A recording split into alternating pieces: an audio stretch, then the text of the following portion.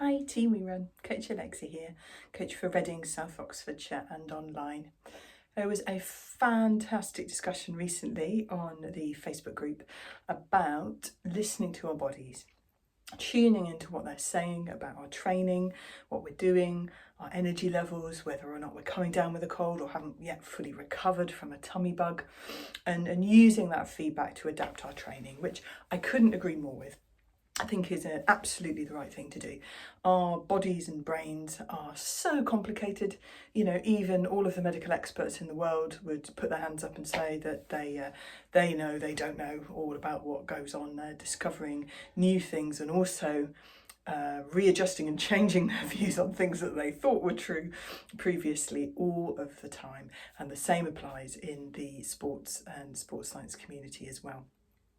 The discussion got me thinking a little bit though. When we say listen to our bodies, I'm not sure how many people are actually well skilled in that. And some people, I would say, really struggle to kind of tune in or pick up anything really other than the really, really obvious shouty stuff from our bodies. And absolutely not a fault of any individual. I have a sneaking suspicion it's tied a little bit to the way our cultures work, particularly in North America, Europe, and sort of spreading that way of working across the world, I think, a little bit.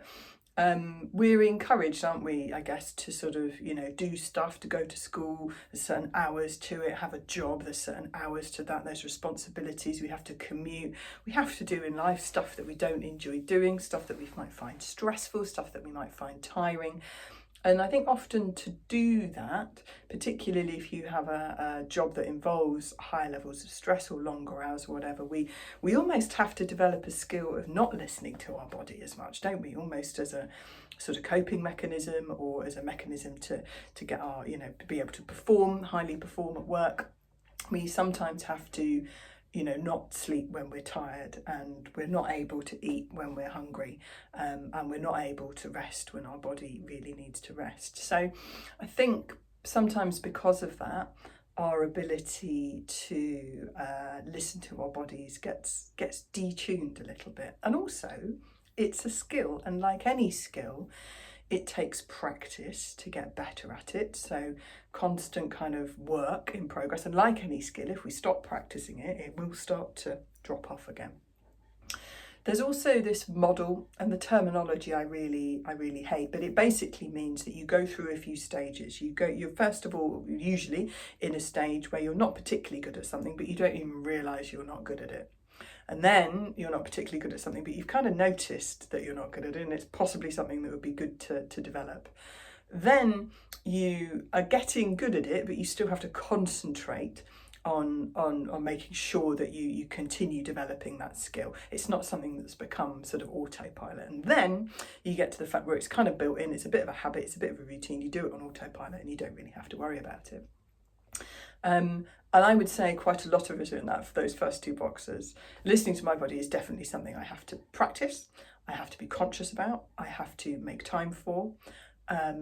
So I try and start my day with a little bit of mindfulness, and I finish my day with a diary that covers my training, my life, my work, my friendships, my relationships, bits on everything, and trying to just pause and reflect back on that day, and then at the end of each week as to what that balancing act has been like, what felt good, what didn't feel good. It's still very, very, very much a conscious practice for me.